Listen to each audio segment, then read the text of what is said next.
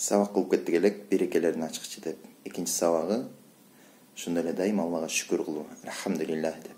Алла Таала Кур'ан-ы Керимде айтат: "Ла ин шакартум аззиданнакум". Яни биз мага шүкүр кылсаңар, биз силерге көбөйтүп беребиз дейт. Яни Аллага шүкүр кылса, Алла субхана таала берген нерсеге канаат кылуу жана дайыма шүкүр кылуу и бале кырсыктарга сабыр кылуу. Бул жакшылыктын ачкычы жана берекенин ачкычы. Андан кийин дайыма көздү сактоо. Кайсы жерде болсок да көз сактай турган болсо, иншалла иман сакталат. Жалган сүйлөгөндү ташташ, чындыкты дайыма сүйлөш. Эгер инсан чындыкты сүйлөй бере турган болсо, жалган өзү эле калып кетет. Чындык Кур'ан-ы Керимдин аяттары, Пайгамбар саллаллаху алейхи вассалам хадистери насаат кылуу, жакшылыкка чакыруу, жамандыктан кайтаруу.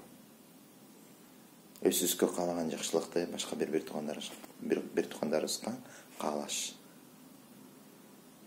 Пайгамбар саллаллаху алейхи вассалам айтат: "Ла ю'мину ахадукум хатта юхибба ли ахихи ма юхиббу ли нафсихи".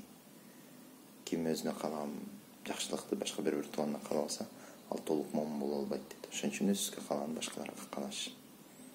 Алла Таала бардыгыбызга товфик берген болсун. Иншалла.